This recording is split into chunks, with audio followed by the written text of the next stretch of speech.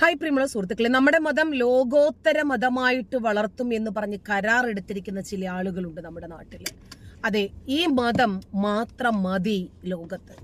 കാരണം എന്നാലല്ലേ സമാധാനവും ശാന്തിയും ഒക്കെ ഒരുപാട് കളിയാടൂ. ഇപ്പൊ പലസ്തീനിലെ പോലെ, ബംഗ്ലാദേശിലെ പോലെ, പാകിസ്ഥാനിലെ പോലെ, അഫ്ഗാനിസ്ഥാനിലെ പോലെ, ഇറാനിലെ പോലെ എണ്ണി പറയാൻ ഒരുപാടുണ്ട്. ആ രാജ്യങ്ങളിലൊക്കെ ഞമ്മന്റെ ആളുകൾ മാത്രമായതുകൊണ്ട് അവിടെ പിന്നെ സമാധാനം മാത്രമേ ഉള്ളൂ. എവിടെ നിന്നാണ് എങ്ങനെയാണ് സമാധാനം വരുന്നത് എന്നൊന്നും ചോദിക്കരുത്. അതുപോലെയുള്ള സമാധാന രാജ്യമാക്കി ലോകത്തെ മുഴുവനും മാറ്റുന്നതിന് വേണ്ടി കരാറെടുത്തിട്ടുള്ള കുറച്ച് ആളുകൾ നമ്മുടെ നാട്ടിലുണ്ട്. അത് ഒന്നാമത്തെ മാർഗം, നമുക്ക് പ്രലോഭിപ്പിച്ചും പ്രീണിപ്പിച്ചും ഒക്കെ മതത്തിലേക്ക് പരിവർത്തനം ചെയ്യിപ്പിക്കാമല്ലോ. 2, നമ്മൾ പെറ്റുപെരുകിയാലും നമ്മൾ വളരുമല്ലോ. 3, മറ്റുള്ളവരെ ഇല്ലാതാക്കിയാലും നമ്മൾ വളരുമല്ലോ. 4, പല രൂപത്തിലുള്ള ജിഹാദുകളുണ്ടേ. അതൊക്കെ നമ്മളുടെ ചില കലാപരിപാടികളാണ്. ആ രൂപത്തിൽ നോക്കുമ്പോൾ നമുക്ക് ചില ഹലാൽ ജിഹാദുകളുണ്ട്. അതിനകത്ത് ലവ് ജിഹാദ് പെടും, വഖഫ് ജിഹാദ് പെടും, മണി ജിഹാദ് പെടും. അങ്ങനെ പല രൂപത്തിലും ആദ്യം ലവ് ജിഹാദ്, പിന്നീട് ലവ് അതിൽ നിന്നും ലോപിച്ചു പോയി, പിന്നീട് ജിഹാദായിട്ട് മാത്രം മാറും. അങ്ങനെ വ്യത്യസ്തമായിട്ടുള്ള ഒരുപാട് തരം ജിഹാദുകൾ ഇവിടെയുണ്ട്. എന്നാലും ആകെ ഒരു സമാധാനം, എത്രയൊക്കെ ആരൊക്കെ പറഞ്ഞാലും ശരി, നമ്മുടെ കാക്കാമാര് ഉയിര് പോനാലും ചില രാഷ്ട്രീയക്കാരും ലവ് ജിഹാദ് ഉണ്ട് എന്നങ്ങോട്ട് സമ്മതിക്കില്ല. അങ്ങനെ സമ്മതിച്ചു കഴിഞ്ഞാൽ നമ്മുടെ വോട്ട് ബാങ്കിനെ ബാധിക്കില്ലേ? അപ്പൊ പിന്നെ തൽക്കാലം ഇല്ലാന്ന് തന്നെ നമുക്ക് വിചാരിക്കാം. ഒരു വാർത്ത, പരിവർത്തനം നടത്താൻ ശ്രമം, 10 ജിഹാദികൾ പിടിയിൽ. രാജസ്ഥാനിലെ ബീഹാറിലാണ് സംഭവം നടന്നത്. പ്രായപൂർത്തിയാകാത്ത 5 ഹിന്ദു പെൺകുട്ടികളെ ബലാത്സംഗം ചെയ്ത് ഇസ്ലാമിലേക്ക് മതം മാറ്റുകയാണ് ജിഹാദികൾ ചെയ്തിരിക്കുന്നത്. ജിഹാദികൾ നിരന്തരം ഹിന്ദു പെൺകുട്ടികളെ കെണിയിൽ കുടുക്കിക്കൊണ്ട് ഇസ്ലാമിലേക്ക് മതപരിവർത്തനം ചെയ്യുന്നത് നിത്യസംഭവമായി മാറുകയാണ്. പ്രായപൂർത്തിയാകാത്ത 5 ഹിന്ദു പെൺകുട്ടികളെ 10 മുസ്ലിം യുവാക്കൾ ബലാത്സംഗം ചെയ്യുകയും ഇസ്ലാം മതത്തിലേക്ക് പരിവർത്തനം ചെയ്യിപ്പിക്കുകയും ചെയ്തെന്നാണ് റിപ്പോർട്ടുകൾ പുറത്തു വന്നിരിക്കുന്നത്. കേസിൽ ഇതുവരെ 7 പ്രതികളെ പോലീസ് അറസ്റ്റ് ചെയ്യുകയും ചെയ്തു.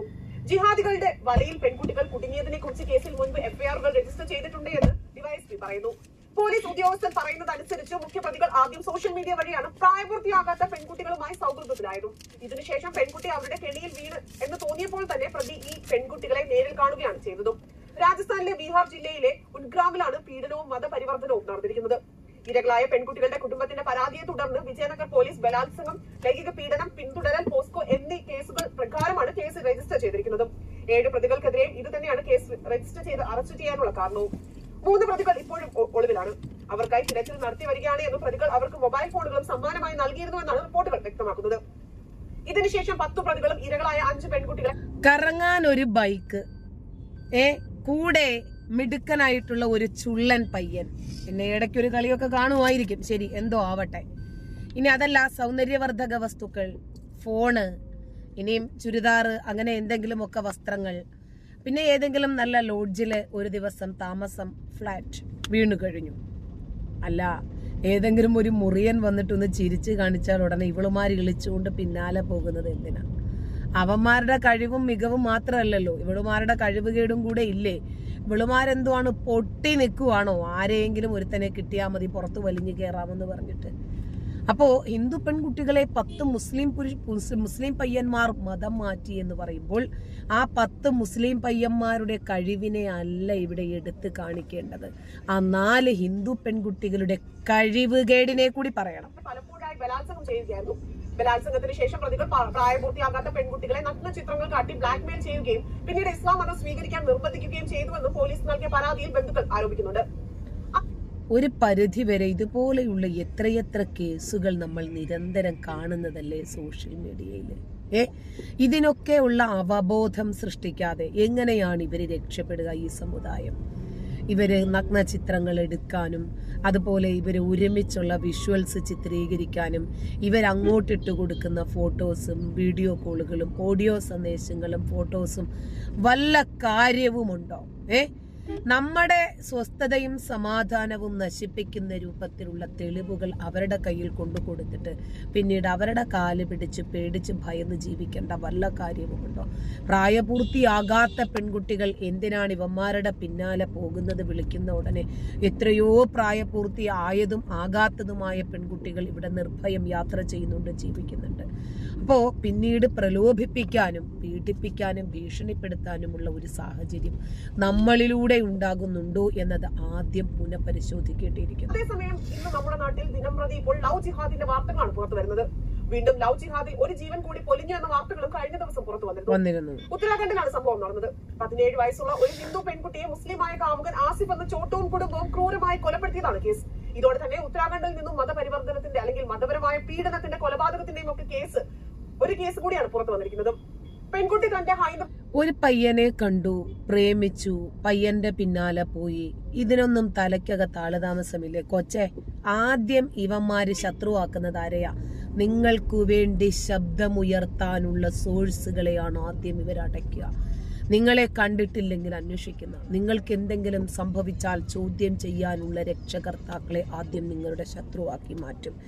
എന്നിട്ട് നിങ്ങളെ അവരിൽ നിന്നും സ്വതന്ത്രരാക്കും. എന്നിട്ടാണ് ഇവരുടെ വലയ്ക്കകത്ത് ഇവരകപ്പെടുത്തുന്നത്. ഇതുപോലെയുള്ള എത്രയെത്ര സംഭവങ്ങൾ കഴിഞ്ഞു പോയവരാണ് നമ്മൾ. വിശ്വാസത്തിൽ ഒറ്റ കാരണത്താലും ഇസ്ലാം മതം സ്വീകരിക്കാൻ വിസമ്മതിച്ചു എന്ന കാരണത്താലാണ് ജിഹാദികൾ പെൺകുട്ടിയെ അതിക്രൂരമായി കൊലപ്പെടുത്തിയതെന്നാണ് റിപ്പോർട്ടുകൾ വ്യക്തമാക്കിയത്. സംഭവത്തിൽ ആസിഫിനെയും സഹോദരനായ 2 വ്യക്തികളെയും അറസ്റ്റ് ചെയ്തിരുന്നു. ലവ് ജിഹാദിൽ കുടുങ്ങാത്ത യുവതിയുടെ വീട് യുവാവ് അഗ്നിക്കിരയാക്കിയ സംഭവം പുറത്തുവന്നിരുന്നു. ആസാമിലെ സോണിത്പൂർ ജില്ലയിലാണ് സംഭവം നടന്നത്. സംഭവത്തിൽ യുവതിയുടെ സഹോദരനും അതുപോലെ തന്നെ അമ്മാവനും ഗുരുതരമായി പരിക്കേറ്റു. സംഭവവുമായി ബന്ധപ്പെട്ട് മുഹമ്മദ് അബൂബക്കർ എന്ന യുവാവിനെ പോലീസ് അറസ്റ്റ് ചെയ്യുകയും ചെയ്തിരുന്നു. തോക്കിയാലുജി സപ്പോൾ ടി എസ്റ്റേറ്റിൽ താമസിക്കുന്ന ഹിന്ദു ജനജാതീയ സമുദായത്തിൽ നിന്നുള്ള ലക്ഷ്മി കാന്തി എന്ന യുവതിയോടാണ് അബൂബക്കർ പ്രണയാഭ്യർത്ഥന നടത്തിയതും. സ്വന്തം പേരും വിവരങ്ങളും മറച്ചുവെച്ച് ഹിന്ദു പേരാണ് അബൂബക്കർ യുവതിയോട് പറഞ്ഞതും. എന്നാൽ സത്യം മനസ്സിലാക്കിയ യുവതിയാകട്ടെ അബൂബക്കറിന്റെ വിവാഹ അഭ്യർത്ഥന നിരസിക്കുകയാണ്. എന്നാൽ ലക്ഷ്മി കാന്തിയെ വിടാതെ തന്നെ പിന്തുടർന്നുകൊണ്ട് അബൂബക്കർ യുവതിയെ വീട്ടിലേക്ക് വരാൻ നിർബന്ധിച്ചു. അതും ലക്ഷ്മി വിസമ്മതിച്ചതോടെ തന്നെ പ്രകോപിതനായ അബൂബക്കർ രാത്രി വൈകി വീടിന് ചുറ്റും പെട്രോൾ ഒഴിച്ച് തീയിടുകയാണ് ഉണ്ടായതും. യുവതിയെ കുടുംബത്തോടെ വകവരുത്തുകയായിരുന്നു ഇയാളുടെ ശ്രമം. തീ പടരുന്നത് കണ്ട് ലക്ഷ്മിയും മാതാപിതാക്കളും ഓടി പുറത്തിറങ്ങിയെങ്കിലും സഹോദരനും ബന്ധുവിനും രക്ഷപ്പെടാനായില്ല എന്നതാണ് മറ്റൊരു വാസ്തവം. ഇവരൊരാളെ ലക്ഷ്യം വെച്ച് കഴിഞ്ഞാൽ അവരെ ഈ വെടക്കാക്കി തനിക്കാക്കുക എന്ന് പറയുന്ന ഒരു രീതിയില്ലേ, അതാണ് ഇവര് ഫോളോ ചെയ്യുക. ഇവരൊരു പെൺകുട്ടിയെ ലക്ഷ്യം വെച്ച് കഴിഞ്ഞാൽ ഏതു വിധേനയും അതിനെ വീഴ്ത്തും. ഒരു വിഭാഗം പെൺകുട്ടികൾ ചെന്ന് കയറിക്കൊടുക്കുന്നു. ചെന്ന് കയറിക്കൊടുക്കാതെ ഇവരെ എതിർത്ത് തോൽപ്പിക്കാൻ വേണ്ടി, ഇല്ല ഞങ്ങളെ അതിന് കിട്ടില്ല എന്ന് വിചാരിച്ചാൽ ദാ വീടോടെ തീയിടുന്നു. ഇതെന്താ വെള്ളരിക്ക പട്ടണം? ശക്തമായ ഒരു നിയമ സംവിധാനമുള്ള ഈ രാജ്യത്താണ് ഇതൊക്കെ നടക്കുന്നത്. ഇങ്ങനെ 100 സംഭവങ്ങൾ ദിനേന രേഖപ്പെടുത്തപ്പെടുമ്പോഴും റിപ്പോർട്ട് ചെയ്യപ്പെടുമ്പോഴും നമ്മുടെ മാധ്യമ മേലാളന്മാർ, രാഷ്ട്രീയ മേലാളന്മാർ, മതമേലാളന്മാർ പറയും ഇവിടെ ലവ് ജിഹാദ് ഇല്ല എന്നതാ 6-ാം നൂറ്റാണ്ടിൽ ആരോ പറഞ്ഞിട്ടുണ്ട്, അതുകൊണ്ട് ഇവിടെ ലവ് ജിഹാദ് ഇല്ല. അപ്പോൾ ഈ റിപ്പോർട്ട് ചെയ്യപ്പെടുന്ന വസ്തുതകളും വാർത്തകളും ഒന്നും ഇവര് കാണാത്തത് കൊണ്ടാണോ? അല്ല, മറിച്ച് എതിർഭാഗത്ത് നിൽക്കുന്നത് ആരാ? ഇസ്ലാം എന്ന മതമാണ്. അപ്പൊ ആ മതത്തെ ഭയപ്പെടണം, താടിയുള്ള അപ്പൂപ്പനെ പേടിക്കണ്ടേ. അതുകൊണ്ട് ഇവര് ലവ് ജിഹാദ് ഇല്ല എന്ന് പറയാൻ നിർബന്ധിതരാകുന്നതാണ്. നന്ദി.